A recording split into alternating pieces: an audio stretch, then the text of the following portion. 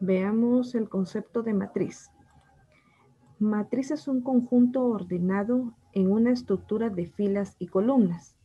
Normalmente las matrices son nombradas por letras mayúsculas. Los datos se presentan en una tabla cuadrada o rectangular de datos llamados elementos, ordenados en filas y columnas. La dimensión de la matriz se determina por el número de filas, las cuales son horizontales, y el número de columnas, los cuales son verticales, al igual que la posición de cada uno de los elementos. Entonces veamos un ejemplo. A esto se le denomina una matriz.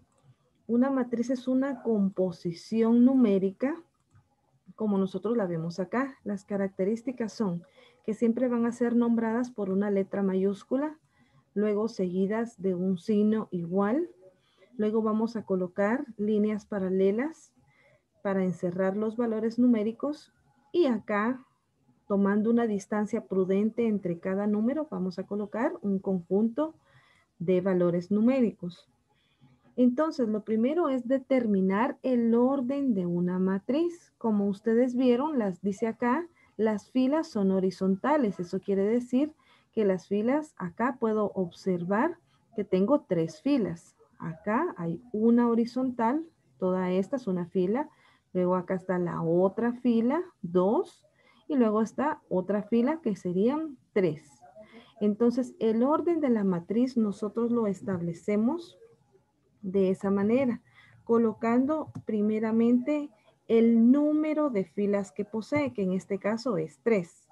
Luego le colocamos por, y ahora vamos a hacer el conteo de columnas. Veamos acá, de forma vertical son las columnas. Acá tenemos una, acá tenemos 2, 3 y 4. Entonces podemos determinar acá que esta matriz es de orden 3 por 4. Ahora, cada uno de estos elementos que forman la matriz tienen una posición específica. Y la posición siempre nosotros la vamos a determinar por una letra minúscula A. Y de igual manera le vamos a colocar como un subíndice la ubicación tanto de la fila y de la columna donde se encuentre. Veamos algunos ejemplos. Entonces, tomando en cuenta como referencia esta matriz, vamos a determinar, por ejemplo, el primer elemento. A significa elemento, pero acá me indica que es el elemento que se encuentra en la fila 2 y en la columna 3. Entonces vamos a buscarlo. Acá está la fila 1, acá está la fila 2. Entonces ya sé que tiene que estar acá. Pero luego me dice que está en la columna 3. Entonces busco, esta es la columna 1, columna 2 y esta es la columna 3. Por lo tanto, el elemento que se encuentra en esa posición es el número 3. Veamos el siguiente elemento. Me indica ahora que se encuentra en la columna, en la fila 3 y en la columna 4. Buscamos primero la fila 1, fila 2, fila 3. Ahora columna 4. Esta es mi columna 1, mi columna 2, mi columna 3 y columna 4. Entonces el valor es el número 8. Y veamos el último. El último término se encuentra en la fila 1 y columna 3. Vamos entonces a la primera fila. Ahora columna, esta es la columna 1, columna 2 y columna 3. Entonces el valor es el número 2. Veamos otro ejemplo. Ahora, en este ejemplo, primero vamos a determinar el orden de esta matriz. El orden, recordémonos que siempre lo vamos a establecer. Primero es el número de filas. Y notemos acá que acá hay una fila, 2 filas, 3 filas, 4 filas. Entonces escribimos su orden que son 4 filas por, y ahora vamos a ver cuántas columnas tiene, que en este caso solamente hay una columna. Entonces escribimos que el orden de esta matriz es de 4 por 1. 4 filas por una columna. Ahora veamos cuál es la posición de cada uno de estos elementos en esta matriz. Ahora, el primer elemento dice que se encuentra en la fila 2 y en la columna 1. Entonces, fila 2, esta es fila 1, fila 2. Como solamente tenemos una columna, es esta columna. Eso quiere decir que el elemento es el elemento 22. El siguiente que vamos a buscar está ahora en la fila 4 y siempre en la misma columna, ya que solamente tenemos una columna. Entonces la fila 4 sería 1, 2, 3, 4. El elemento es el número 12. Muy bien.